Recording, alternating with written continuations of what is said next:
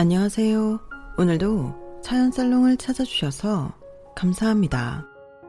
5년간의 결혼 생활을 마치고 이혼 2년차에 들어선 30대 여성입니다. 인생에는 3번의 기회가 있다고 하잖아요. 하지만 준비가 되지 않은 사람은 그 기회를 놓치기 마련이고, 준비된 사람만 그 기회를 바탕으로 성공을 이루게 되는 것 같아요. 불과 몇 년 전까지만 해도 제 친정 부모님은 성공과는 먼 삶을 살아오셨어요. 가진 거 없이 맨손으로 시작해 가정을 이루고 어떻게든 자식들을 먹여 살리려고 갖은 노력을 했지만 살림은 나아지지 않았거든요. 자식으로서 곁에서 지켜보면서 안타까울 때가 한두 번이 아니었어요. 누구보다 열심히 사는 분들인데 옆에서 조금만 도와주면 금방 일어설 것 같은데 매번 돈 때문에 좀처럼 일어서지 못하시는 게 그렇게 안쓰럽더라고요. 하지만 노력은 배신하지 않는다고, 결국엔 당신들 손으로 성공을 하셔서 얼마나 기쁜지 모르겠어요. 그런데 말이죠. 모든 성공에는 꼭 무임승차하려는 인간들이 나타나기 마련이잖아요. 저희 집의 경우에도 그랬어요. 제 부모님 가게가 대박이 나자마자 숟가락 하나 들고 달려든 인간이 있었거든요. 바로 제 남편이었죠. 장인 장모 알기를 발가락에 낀 때만도 못하게 생각하던 인간이 영광의 순간을 자기가 가로채려는 걸 보니 정말 참아줄 수가 없더라고요. 그래서 지난 5년간 참았던 울분으로 인생 복수를 해주었답니다. 결혼한 지 2년이 되는 지금까지도 그때 일을 생각하면 속이 뻥 뚫리는 것 같다니까요. 그럼 지금부터 제 사연을 들려드리겠습니다. 어릴 때부터 저는 넉넉한 환경에서 살아본 적이 없어요. 저희 집은 늘 쪼들리고 살았거든요. 저희 부모님은 단돈 25만 원으로 결혼 생활을 시작하셨어요. 당시 저희 아빠는 연극을 하셨는데 극단에서 받는 한 달 월급이 50만 원도 안 됐거든요. 그나마도 관객이 들었을 때나 그렇고, 관객이 없을 때는 수익금의 일부를 단원이 나눠 갖는 거라서 10만 원도 안 되는 급여를 받는 달도 있고 그 이상을 받는 달도 있었는데, 결혼을 하게 된 그 달은 25만 원이 통장에 들어오던 달이었던 거죠. 애지중지 키운 막내딸이 돈 없는 무명배우랑 결혼을 하겠다고 하자 제 외가에서는 반대가 심했대요. 오죽하면 외할아버지가 엄마를 집에 가둬두고 집 밖에 못 나가게 했을까요? 그런데 사람 마음이 그렇잖아요. 못하게 하면 더 끈덕지게 하고 싶은 거. 저희 부모님도 그랬어요. 마치 무대 위 로미오와 줄리엣이 된 것처럼 더 서로를 그리워하고 애정을 키워나갔거든요. 그러다 결국 엄마가 집을 탈출해 아빠 월세방으로 도망쳐오면서 두 분의 역사는 시작됐어요. 당연히 외가에서는 외할아버지를 비롯해 외삼촌들까지 아빠가 일하는 극단에 찾아와 난리를 치셨죠. 무대에 올라야 하는 아빠 얼굴을 죽사발을 만들어 놓기도 했어요. 그러자 참다 못한 엄마가 외가에 달려가 단판을 지었죠. 앞으로 친정엔 절대 손 안 벌릴 테니까 딸 하나 죽었다고 생각하시라고요. 그렇게 부모 형제와 절연을 한 엄마는 아빠한테 청혼을 했어요. 당시 아빠 수중에 있던 돈은 25만 원에 불과했는데도 엄마는 상관없다며 혼인신고를 하자고 했죠. 사랑 외에는 아무것도 없었던 부모님한테 같은 극단 동료들은 조촐한 결혼식을 열어주었어요. 무대 의상을 개조해 만든 웨딩드레스와 객석에서부터 이어지는 버진로드. 청춘이라서 가능했던 결혼식이었죠. 하지만 무대 위에서 결혼식을 했던 아빠는 얼마 뒤 무대를 떠날 수밖에 없었어요. 엄마가 저를 가지셨거든요. 자식이 태어나는데 대학생 용돈밖에 안 되는 돈을 받으며 연극을 지킬 수는 없었을 거예요. 연극 무대에 서면서 자연스레 습득한 목공 기술 덕분에 아빠는 금방 취직을 할 수 있었어요. 비록 공사판 일이었지만 연극을 하던 때보다는 훨씬 풍족하게 살 수 있었다더군요. 제가 젖을 떼면서부터는 엄마도 일을 시작했어요. 비록 대학 졸업은 못했지만 명문대 출신이라서 과외자리도 구할 수 있었거든요. 두 분이 안팎으로 열심히 돈을 번 덕분에 생활은 많이 안정되었지만 꼭 이럴 때 일이 생기기 마련이잖아요. 아빠가 공사장에서 낙상을 하는 바람에 다리를 비롯해 많이 다치셨고 보상금은커녕 반년 가까이 내리 쉬게 되면서 가세는 더 기울어 갔어요. 그런데 세상 일이 그렇잖아요. 꼭 사기꾼들은 사람이 힘든 순간 달콤한 말을 앞세워 접근하기 마련이니까요. 가장으로서 역할을 제대로 못해 자존감이 바닥을 치고 있던 그때 아빠 옆 병상에 누워있던 사람이 아빠한테 솔깃할 만한 제안을 한 거예요. 자기는 대학 근처에서 식당을 하는 사람인데 이제 돈도 벌 만큼 벌었고 이제는 좀 쉬고 싶다며 아빠한테 자기 가게를 인수하라고 한 거예요. 당장 돈이 없어서 보증금 마련이 어렵다고 하자 자기가 아는 곳에서 대출을 받게 해줄 테니 그 돈으로 보증금을 마련하라고 한 거죠. 당시 저희 아빠는 마땅한 직업이 없어서 대출을 받을 수 없는 상황이었거든요.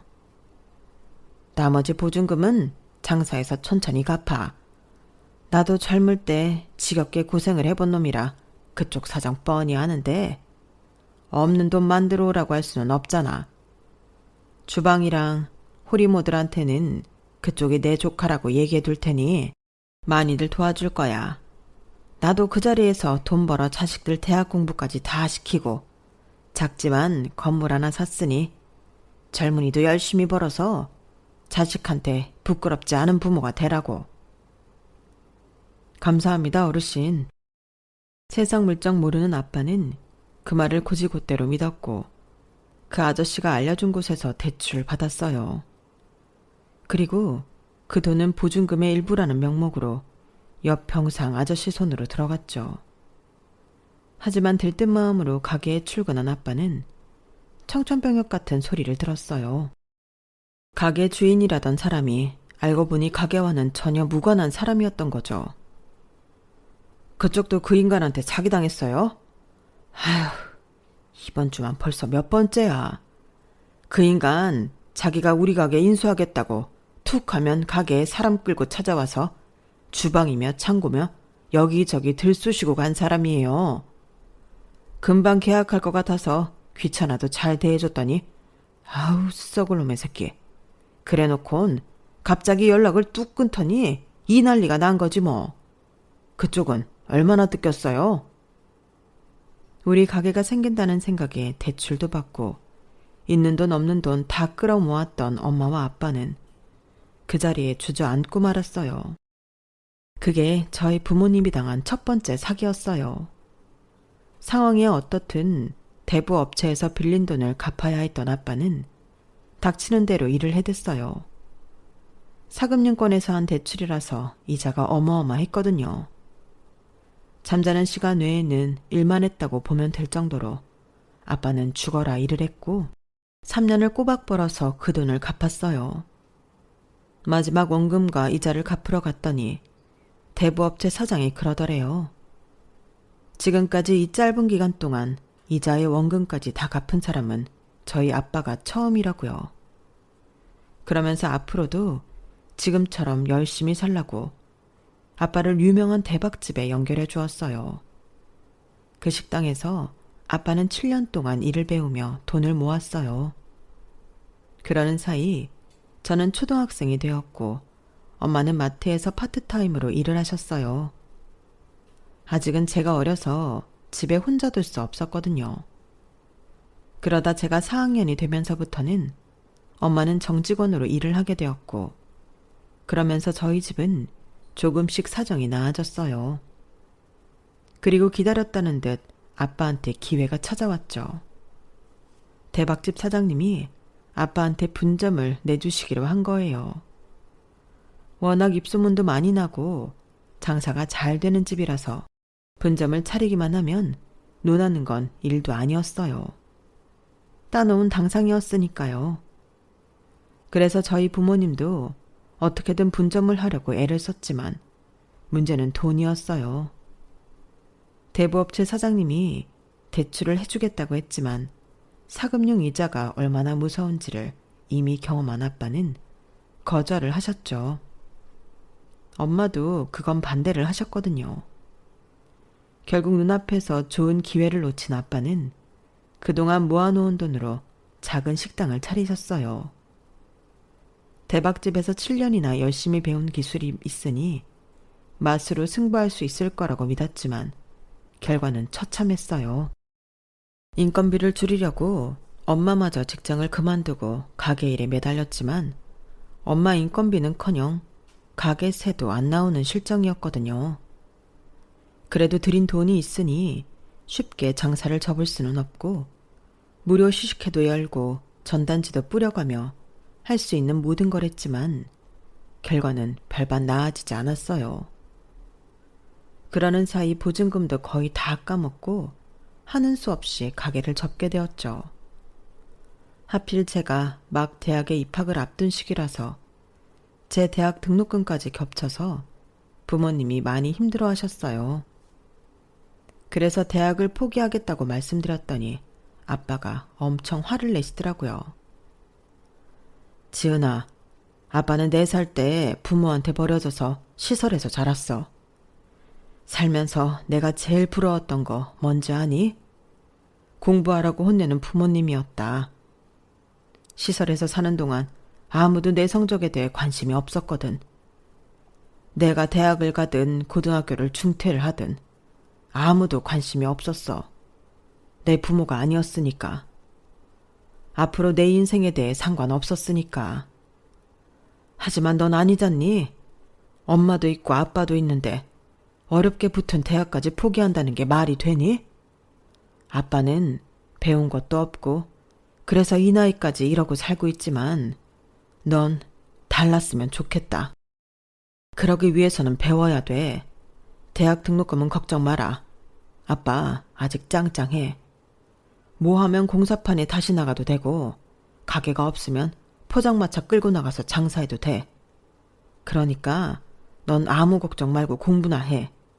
그게 엄마 아빠를 위하는 길이야. 모든 부모 마음이 그렇겠지만 저희 부모님도 제 학업을 위해서라면 뭐든 하실 분들이었어요. 결국 아빠는 가게를 정리하면서 남긴 집기와 재료를 들고 길거리로 나가셨어요. 요즘은 예전처럼 아무 데서나 장사를 할 수는 없고 노점 허가를 받아야만 장사를 할 수 있었어요. 얼마간의 교육을 받고 본격적으로 장사를 시작하게 되었죠. 제가 대학을 다니는 4년 내내 저희 부모님은 노점에서 장사를 하셨어요. 기온이 영하 20도 가까이 떨어지는 날에도 길 위에서 장사를 하셨고 낮 기온이 35도까지 오르는 날에도 불 앞에서 더위와 싸우며 장사를 하셨어요. 이런 부모님의 희생 덕분에 저는 대학을 졸업할 수 있었고 번듯한 직장에 취직도 할 수 있었죠. 취직이 되고 제일 좋았던 게 뭔지 아세요? 매달 월급이 들어온다는 거였어요. 그동안은 부모님이 돈 때문에 힘들어 하시는 걸 알면서도 도움이 못 돼서 속상했거든요. 학생인 저로서는 장학금을 따거나 아르바이트로 용돈벌이 정도 하는 게 다였으니까요. 하지만 이제는 당당히 제 손으로 돈을 벌 수 있고 가사에 보탬이 될 수 있으니 얼마나 좋아요. 물론 회사 생활은 정말 힘들었지만요. 직장 생활을 하면서 동기랑 선후배들이 월급으로 해외여행을 가고 명품 백을 사들 때 저는 열심히 적금을 들었어요. 길 위에서 장사하시는 부모님께 번듯한 가게를 얻어드리고 싶었거든요. 8년간의 직장 생활 끝에 어느 정도 돈이 모이자 부모님께 만기 적금이 된 통장을 내밀었어요. 모자라는 건 내가 대출받아 드릴게요. 이제 길에서 고생 그만하시고 가게에서 장사하세요. 제 딴엔 내심 뿌듯해하며 한 말이었는데 아빠가 대뜸 그러시는 거예요. 이 녀석아, 그걸 왜 네가 걱정해? 가게를 차리든 길에서 장사를 하든 그건 엄마랑 내가 결정할 일이야. 세상에 어느 부모가 아침잠 못 자고 툭하면 야근해서 번 자식 돈을 쉽게 받을 수가 있겠냐. 가게는 우리가 알아서 할 테니까 이건 네 결혼 자금으로나 써. 끝내 아빠는 제 돈을 받지 않으셨어요. 그 바람에 오로지 부모님 가게 차려드릴 생각으로 8년 동안 죽어라 돈을 모았던 저는 한동안 허탈한 마음이 가시지 않더라고요. 돈을 모을 줄만 알았지 써본 적이 없던 저는 그 많은 돈을 그저 은행에 넣어두고 있었어요. 그런데 선배 하나가 하루는 그러는 거예요. 어머 미쳤어. 그걸 은행에 뭐하러 넣어둬. 이제도 얼마 안 되는데. 이참에 지은 씨도 투자를 좀 해봐. 요즘 코인이나 주식으로 돈 버는 사람 많잖아. 남들은 투자할 돈이 없어서 못하는데 손에 돈을 쥐고도 안 하면 바보지. 내가 잘 아는 투자자가 하나 있는데 소개해 줄게. 아니요, 됐어요. 저는 그런 거에 관심도 없고 잘할 자신도 없어요. 잘못해서 힘들게 번 돈 날리느니 그냥 은행에 넣어둘래요. 지은 씨, 내가 꼭 투자를 하라고 그 사람을 소개해 준 건 아니야. 자기도 이제 나이가 꽤 찼는데 슬슬 연애도 하고 결혼 생각도 해야 할 거 아니야. 나도 지은 씨랑 비슷하고 능력도 있는 사람이야. 한번 만나보기나 해. 선배는 싫다는 저를 끝내 미팅 자리까지 내보냈어요. 상대 남자는 한눈에 봐도 자신감의 참모습이었어요. 인물이 좋은 것도 아니고 키가 큰 것도 아닌데 당당한 걸음걸이와 확신에 찬 말투가 꽤 신뢰감을 주는 사람이더라고요. 하지만 이성으로서 관심이 가는 타입은 아니어서 첫 만남 이후 연락은 하지 않았어요. 그랬더니 얼마 뒤 저희 회사로 찾아왔더라고요. 말로는 퇴근길에 회사 앞을 지나다가 들렀다고 하는데 딱 보면 모르나요? 일부러 온 게 분명했죠. 딱히 반갑거나 하지는 않았지만 그래도 저희 회사까지 와준 성의가 고마워서 제가 저녁을 사겠다고 했어요. 그런데 이 사람이 저를 꽤나 비싸 보이는 이태리 레스토랑으로 데려가지 뭐예요. 그런 데는 한 번도 가본 적이 없는 터라 메뉴판을 받아든 순간부터 머리가 아찔해졌어요. 그런데 제가 걱정할 겨를도 없이 자기가 알아서 주문을 해주더라고요. 그리고는 차에 두고 온 게 있다며 잠깐 밖으로 나갔어요. 기다리는 동안 저는 좀 전에 주문한 음식값을 계산해 보기로 했어요. 아무래도 제가 대접을 하기로 했는데 이런 식당은 얼마나 나올지 가늠이 안 됐거든요. 웨이터를 불러 메뉴판을 다시 받아 가격을 봤는데 세상에 1인 코스 금액이 27만 원이지 뭐예요. 거기다 서비스 요금 및 부가세는 별도였고요. 순간 눈탱이 맞았다는 생각에 기분이 확 나빠졌어요. 그런데 그때 마침 남자가 테이블로 돌아온 거예요. 그리고는 제 앞에 커다란 쇼핑백을 내밀더군요. 해외 출장 갔다가 하나 샀어요. 지은 씨한테 잘 어울릴 것 같아서요. 별거 아니니까 받아주세요. 평소 같으면 끝까지 사양하고 안 받았을 텐데 생각지도 않게 저녁값으로 50만 원이 넘는 돈을 쓰게 된 참이라 당당하게 받았어요. 이거라도 받고 오늘 날린 밥값을 챙겨야겠다 싶었죠. 코스 요리는 에피타이저부터 디저트까지 뭐 하나 빠질 것 없이 맛있었어요. 돈 있는 사람들은 이런 밥을 먹는구나 생각하니 평생 외식도 제대로 못하고 살아온 부모님 생각이 나더라고요. 언제 날 잡아서 여기에 부모님을 모시고 와야겠다 생각했죠. 그렇게 저녁을 잘 먹고 계산을 하려는데 이미 계산이 됐다는 거예요. 알고 보니 잠깐 밖에 나갔다 오면서 남자가 미리 계산을 해둔 거였죠. 순간 제 손에 들린 쇼핑백이 부담스럽게 느껴졌어요. 이럴 줄 알았으면 끝까지 안 받겠다고 하는 건데 이제 와서 당신이 밥값 냈으니 이건 안 받겠다고 할 수도 없고 난감했죠. 그래서 다음엔 내가 식사 대접을 하겠다고 했어요. 그랬더니 대뜸 휴대폰을 꺼내더니 그러는 거예요. 다음이면 정확히 언제죠? 혹시라도 지은 씨 마음이 바뀔지 모르니까 이 자리에서 정해요. 언제가 편하세요? 솔직히 반은 진심, 반은 빈말이었는데 이렇게 집요하게 따지고 들어오니 날짜를 정하지 않을 수가 없었어요. 그래서 다음 주 금요일 저녁을 같이 하기로 했죠. 집에 돌아와 쇼핑백을 열어보니 백이더라고요. 사이즈도 들고 다니기에 적당하고 바느질도 탄탄한 것 같아서 마음에 들었어요. 무엇보다 가방이 가죽인 것 같더라고요.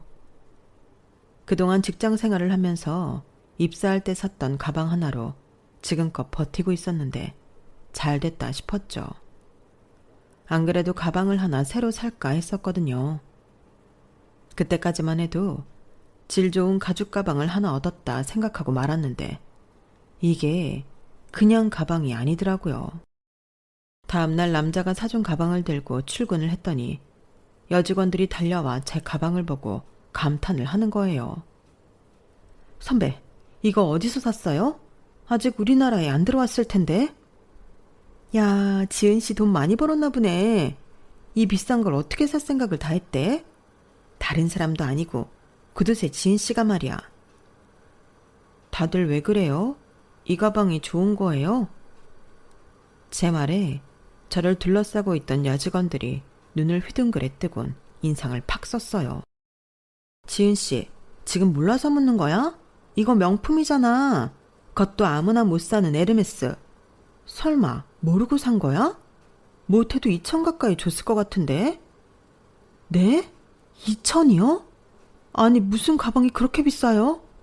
난 그저 출장 갔다가 샀다고 주길래 받았는데. 그 말에 여직원들 사이에서 난리가 났어요. 도대체 어떤 남자길래 출장 선물로 그 비싼 백을 사주냐고 말이죠. 모르면 모를까 백 가격을 알게 된 저는 그날 집에 돌아가자마자 백을 받았을 때 그대로 포장해서 쇼핑백에 담아뒀어요. 금요일에 돌려줄 생각으로요. 그런데 금요일 오전에 남자한테 전화가 와서는 회사에 일이 생겨서 오늘 약속을 못 지킬 것 같다고 다음에 다시 연락하겠다고 하더라고요. 그 전화를 끝으로 한 달이 넘도록 남자는 연락이 없었어요. 전에는 하루에도 몇 번씩 문자도 보내고 전화도 하던 사람이 말이죠. 그런데 참 이상하죠. 옆에서 귀찮을 정도로 말을 걸던 사람이 하루아침에 연락이 없어지니까 왠지 초조해지는 거예요. 우리가 딱히 사귀는 사이도 아니었고 그저 몇 번 만나 차랑 밥 정도 먹은 사이인데 말이죠. 그런데 이게 다 남자의 계략이었던 거예요. 연락이 없은 지 2달여 가량 지난 시점에 남자가 연락도 없이 저희 회사 로비로 찾아왔더라고요. 로비에 서 있는 남자를 보니 왜 그렇게 반갑던지. 연애할 땐 먼저 상대에게 애가 타면 지는 거라더니 제가 딱 그 짝이었죠 뭐. 2달 만에 다시 만난 남자는 별다른 설명 없이 서울 야경이 훤히 내려다 보이는 스카이 라운지로 저를 데려갔어요. 그리고는 사귀자고 하더라고요. 이미 지난 2달 동안 남자에 대한 마음이 커졌던 저는 마다할 이유가 없었죠. 그렇게 남자와 연애를 하는 동안 저는 정말 많은 선물을 받았어요. 옷, 백, 구두, 반지랑 목걸이는 수도 없이 받았죠. 당시엔 제가 명품에 대해 너무 몰라서 그냥 받았는데 이것들도 다 명품이었더라고요. 그것도 엄마 덕분에 알게 되었어요.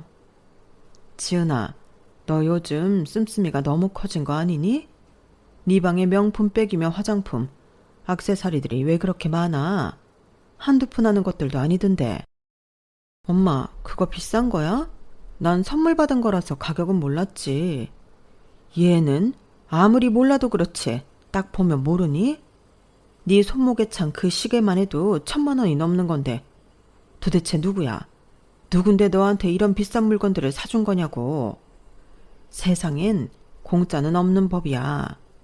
그 비싼 걸 너한테 줬을 때는 그만한 이유가 있는 거라고. 정신이 멀쩡한 사람이라면 그 비싼 걸로 여자 꼬시지 않는다고.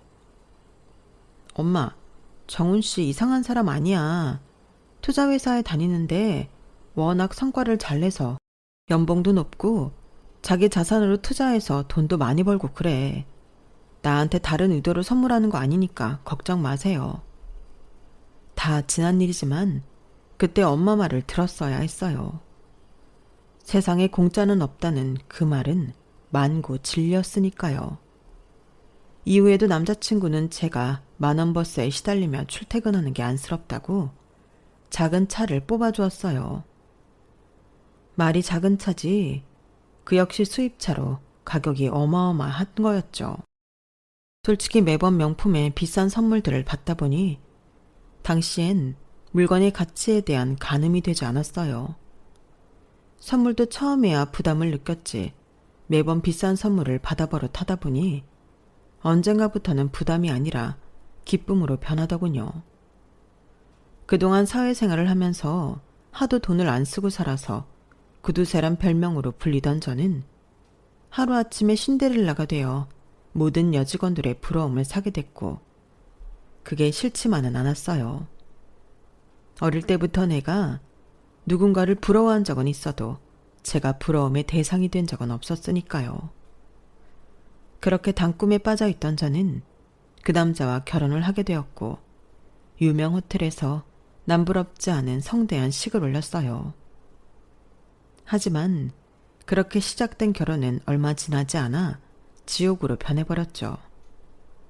제 남편이 돈을 잘 벌고 잘 쓰는 건 사실이지만 남편 씀씀이와 달리 저희 시댁은 형편이 그리 좋지 않았어요. 말 그대로 제 남편은 개천에서 난 용이었거든요. 대학 시절 때까지만 해도 학비를 못 내서 몇 번이나 휴학을 하면서 고학생으로 살았고 취직을 한 후에 운 좋게 큰 성과를 내면서 조금씩 돈을 만지게 된 경우였어요. 그렇게 번 돈을 종잣돈으로 코인에 투자를 하고 주식에 투자해서 엄청난 수익을 거둬들였고 회사 월급보다 자기 돈을 굴려 모은 돈이 몇 배나 될 정도로 투자를 잘 해나갔어요. 그 덕에 30즈음엔 자산이 50억이 넘게 불어났고 그 돈으로 여기저기 투자를 하기 시작했죠. 매달 들어오는 수익금만 해도 억대가 넘었으니 돈이 무서운 줄 모르고 물건을 살 때 돈이 아까운 줄도 모르게 되었어요. 하지만 그렇게 벌면서도 자기 부모를 챙길 줄은 몰랐죠. 솔직히 우리 부모가 나한테 해준 게 뭐 있어. 내가 자라면서 지질이 가난한 집구석에서 태어난 채로 얼마나 남들 눈치를 보고 살았는지 알아? 내가 2번이나 등록금 못 내서 휴학할 때 아버지가 뭐라고 했는지 알아? 송충이는 솔잎을 먹고 사는 거라고 나보고 대도 않는 대학 때려치우고 공장에 취직해서 돈이나 벌라더라. 그게 부모가 할 소리냐? 자식한테 해준 게 없으면 부모도 자식한테 바라면 안 되지. 남편은 시부모님께 쌓인 게 많았는지 좀처럼 시댁에 돈을 쓰려 하지 않았어요. 명절에도 바쁘다는 핑계로 저만 혼자 시댁에 보내거나 할 뿐 시부모님께 용돈 한 번 보내드린 적이 없었죠. 보다 못한 제가 남편 대신 시부모님 용돈을 챙기고 명절이며 생신 등을 챙겼어요. 자기 부모한테도 그러는 사람이 장인 장모한테 잘할 리가 없었죠. 그래도 내 남편인데 부모님한테 잘 보이고 싶은 마음에 저는 남편이 보내준 걸로 하고 용돈이며 선물들을 사보내곤 했어요. 사실 얼마 안 되는 용돈과 선물을 보내면서도 남편 눈치가 보이기는 하더라고요. 아무래도 제 돈이 아니었으니까요. 결혼을 하면서 퇴사를 했기 때문에 저는 남편이 주는 생활비로 가게를 꾸려나갔거든요. 자의에 의한 퇴사는 아니었고 회사 내에서 명예퇴직자 명단에 제가 들어가는 바람에 고민하던 차에 남편이 결혼 후에는 살림만 해줬으면 한다고 해서 못 이기는 척 퇴사를 해버린 거였죠. 결혼 후에도 남편 씀씀이는 줄어들지 않았고 그래도 매달 주는 생활비 액수가 상당했기 때문에 저도 딱히 불만은 없었어요. 그 일이 있기 전까지는요. 하루는 남편과 함께 부부 동반 모임에 나가게 되었는데 평소 자주 보던 사람들이 아니라서 저는 여자들 틈에서 겉돌고 있었어요. 남편 대학 동기들 모임에는 몇 번 나가봤지만 사회에서 만난 사람들 간의 사모임에는 처음이었거든요. 그 모임은 투자를 직업으로 하는 사람들과 그들에게 투자를 맡긴 사람들이 모여 만든 모임이었는데 그 안에서 제 남편은 꽤 유능한 금융맨이자 화끈한 투자자로 알려져 있었어요. 그래서인지 대학 동기들 모임에서보다 남편 목소리가 더 커지더라고요.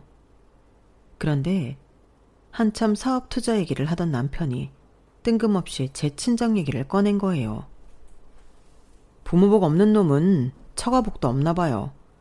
어떻게 된 게 사방이 내 돈 빼먹으려는 인간들밖에 없어요. 장인 장모마저도 거머리 같은 사람들 만나서 매달 돈을 쪽쪽 빨린다니까요. 아휴, 이놈의 인생 역 같아서 정말. 남편의 말에 사람들은 제 눈치를 살폈어요. 방금 전까지 제게 웃는 얼굴로 대하던 사람들은 어색한 눈빛으로 저를 바라보기 시작했고 급기야 몇몇은 괜찮느냐고 남편분이 좀 취하신 것 같다며 위로 아닌 위로까지 하더군요. 그날 대리기사를 불러 집에 돌아오는데 남편이 차 안에서 그러는 거예요. 야, 인상 풀어. 내가 맨날 너한테 가져다주는 돈이 얼만데 감히 내 앞에서 똥 씹은 표정이야. 남의 돈을 받아 처먹으려면 더럽고 치사해도 그 앞에선 웃는 낯으로 대해야 되는 거야. 돈 받았으면 돈값을 하라고.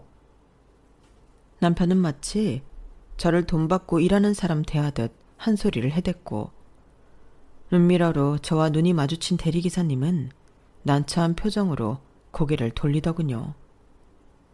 그날부터 제 가슴속에는 이혼에 대한 열망이 높아졌어요. 굶고 살아도 저런 인간 돈으로 살고 싶지 않았거든요. 그런데 가만 생각해 보니까 내가 남편한테 그런 대접을 받으면서 고개 숙일 이유가 없더라고요. 비록 제가 밖에서 돈을 벌지는 않지만 집에서 가사노동은 하고 살잖아요. 더러운 남편 비위 맞춰가며 시댁 살림도 챙기고 있고요. 그깟 몇 푼 안 되는 돈, 내 친정 부모님께 용돈 드리는 거야. 내 가사노동비에서 떼어드린다 생각하면 문제도 아닌 거였어요. 생각을 바꾸니 남편 앞에서 주눅이 들어있던 마음이 조금은 나아지더군요. 그래, 이혼할 때 하더라도 내가 살 궁리는 해놓고 하자 싶어서 남편 몰래 아르바이트를 시작했어요. 직장 다닐 때 사수였던 분이 독립해서 회사를 차렸는데 정직원 외에 프리랜서도 고용해 쓰기도 한다더라고요.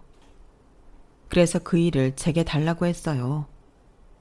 큰 돈은 아니었지만 일감이 있을 때마다 목돈이 들어오니 자투리 시간을 할애해서 일하는 것 치고는 벌이가 꽤 쏠쏠하더라고요. 집안일은 집안일대로 잘 이어가고 있으니 남편도 제 부업에 대해서는 알 리도 없었고요. 그러던 차에 부모님이 오랜 노상장사를 끝내고 가게를 차리게 되셨어요. 그동안 열심히 모은 돈으로 차린 가게인 만큼 부모님께는 꽤 의미가 있는 창업이었죠. 그래서 결혼 전에 제가 가지고 있던 돈과 제가 부업으로 번 돈을 보태드렸더니 이번에도 거절을 하시더라고요. 이거 그냥 드리는 거 아니에요. 내 나름의 투자라고요. 저 그 이랑 조만간 이혼할지 몰라요.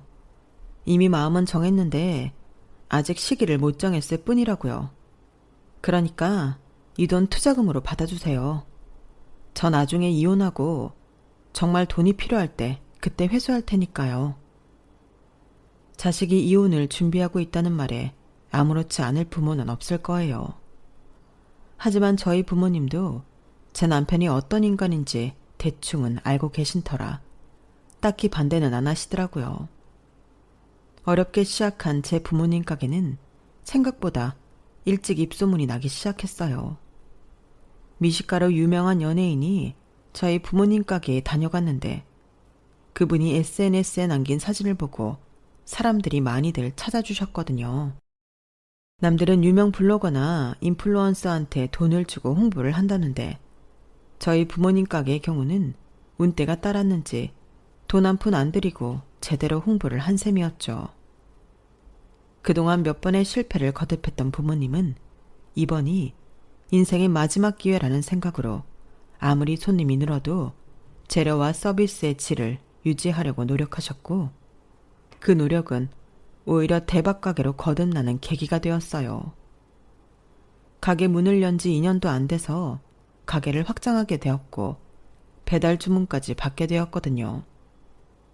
그동안 노상에서 장사를 하면서 산전수전을 다 겪으신 부모님은 마지막으로 찾아온 기회를 놓치지 않고 꽉 잡았어요. 덕분에 창업 3년 만에 새 들어갔던 건물까지 인수하게 되셨죠. 저희 부모님이 승승장구하는 사이 장인 장모를 자기 돈 빨아먹는 거머리라고 흉보던 남편은 내리막을 걷게 되었어요. 투자했던 돈은 여기저기서 깨지고 날아가 버렸고 회사 내에서는 연달은 투자 실패와 업무 과실로 결국 잘리고 만 거예요. 그런데도 정신 못 차리고 한창 벌 때처럼 해픈 씀씀이를 자랑하더니 끝내 은행권에서 최후 독총장까지 날아오게 되었어요. 이제는 더 이상 자신이 감당하기 어려운 상태가 되자 남편이 뭐라는 줄 아세요? 저보고 시댁에 가서 돈 좀 빌려오라는 거예요. 나보고 당신 부모님한테 돈을 빌려오라고? 당신 제정신이야?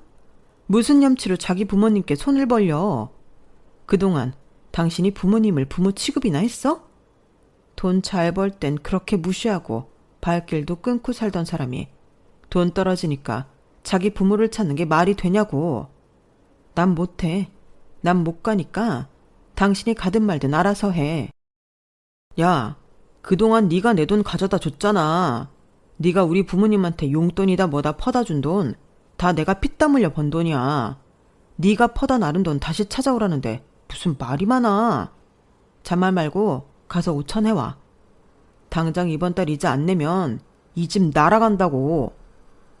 그래, 내가 퍼다 나른 돈 당신 돈이라는 거 인정해. 근데 그간 어머님 아버님께 드린 돈 5천은커녕 500도 안 돼. 그나마도 당신한테 온갖 욕 얻어먹어가면서 가져다 준 돈이라고. 근데 뭘 다시 찾아오래. 그렇게 돈이 궁하면 그동안 당신이 명품 떠안겨준 사람들한테나 받아오라고. 벼락도 낯짝이 있지. 자기 부모한테 용돈 몇 푼 드리고는 5천을 받아오라뇨. 그동안 남들한테는 한 병에 몇백만 원씩 하는 와인도 턱턱 안기고 수백 수천짜리 명품이며 골프채까지 쉽게 건네놓고는 왜 엉뚱한 데서 돈을 받아오래요? 말도 안 되는 소리죠.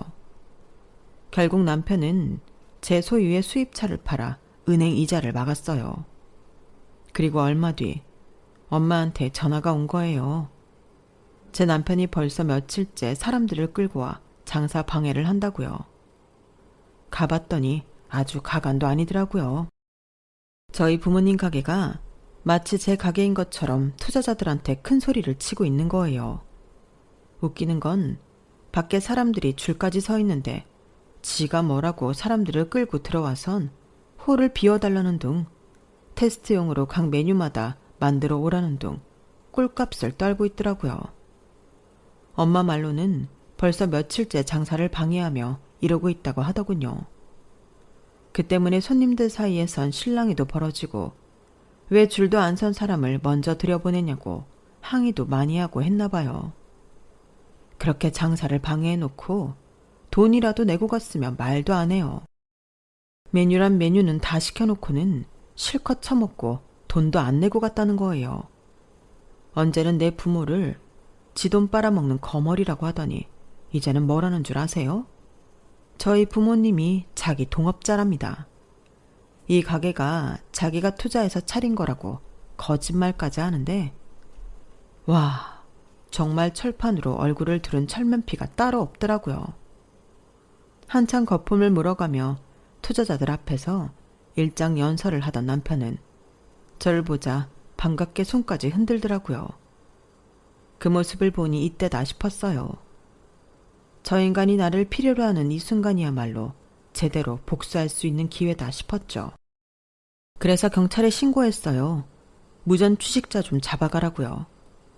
잠시 뒤 신고를 받고 경찰관 2명이 식당으로 들어왔길래 지난 며칠간 남편이 사람을 끌고 와 무전 취식을 한 내역서랑 CCTV 동영상을 증거로 제출했어요. 그리고 남편은 그 자리에서 경찰 손에 끌려가고 말았죠. 파출소에 끌려간 남편은 거기서도 고래고래 소리를 치며 내가 누군 줄 아냐는 둥, 내가 자산이 얼만지 아냐는 둥, 이제는 있지도 않은 돈을 자랑하며 큰 소리를 쳐댔어요. 참고인으로 출석한 저는 그간 정황을 설명했고 경찰은 가족 간의 일이니 집안에서 처리하라는 말을 하더라고요. 가족이요? 저 사람한테 제 부모님은 가족이 아니에요. 남들 앞에서 지 돈 빼먹는 거머리라고 하는 놈인데 무슨 가족이에요. 그리고 저 사람은 제 부모 가게랑 아무런 관련 없는 사람이에요. 그런데 거기서 투자자들을 상대로 자기 멋대로 제 부모님 가게를 두고 프랜차이즈 사업을 할 거란 둥 사기를 치는데 어떻게 가만히 보고만 있겠어요? 피해자가 나올 게 뻔한데. 이래도 가족 일이라고 집에서 해결하라고 하실 건가요? 피해자가 나와야 그때서야 수사에 착수하실 거냐고요. 저 사람은 잠재적 사기꾼이라고요.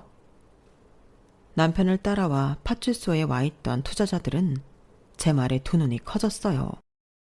그러고는 남편한테 어떻게 된 일이냐고 따져댔죠. 당연히 남편은 그 유들유들한 혓바닥으로 거짓말을 쏟아냈고 결국 저희 아빠가 파출소까지 찾아와 자기는 분점을 낼 생각이 없고 사위와는 그 일로 단 한 번도 상의한 적 없으며 창업해서 지금까지 남편 자금은 단 한 푼도 받은 적이 없다고 설명하셨어요. 그제야 투자자들은 제 남편을 사기로 고소하겠다고 하더군요. 그날 그 자리에 있던 사람들 외에도 남편한테 속아 프랜차이즈 사업에 투자를 하기로 했던 사람들까지 소송에 참여하면서 남편은 법정에 서게 되었어요. 그 사이 저는 남편한테 이혼 소송을 제기했고 여러 건의 재판으로 정신이 없던 남편은 의외로 손쉽게 이혼 서류에 사인을 해주더군요. 그렇게 저는 남편과 이혼을 하게 됐고 현재는 재취업에 성공해 직장인으로 살고 있어요. 제가 남편과 살았던 5년은 어쩌면 물질의 눈이 어두워 멍청한 선택을 한 제 잘못 때문인지도 모르겠어요. 돈이라는 게 한순간에 사람 눈을 멀게 할 수 있다는 걸 그때는 몰랐거든요. 하루하루 내 손으로 땀 흘리며 일하며 번 돈이야말로 진정한 결실인데 말이죠. 남편은 저와 이혼 이후에도 여러 건의 소송으로 현재 수감 생활을 하고 있다고 하더군요.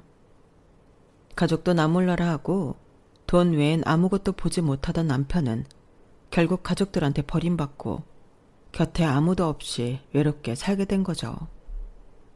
세상엔 공짜가 없다는 엄마의 말을 이제야 가슴 깊이 새기게 된 저는 앞으로 내 힘으로 떳떳하게 살아갈 생각입니다. 남의 돈으로 이룬 성공은 내 자신을 병들게 할 뿐이니까요. 지금까지 제 사연을 들어주셔서 감사합니다.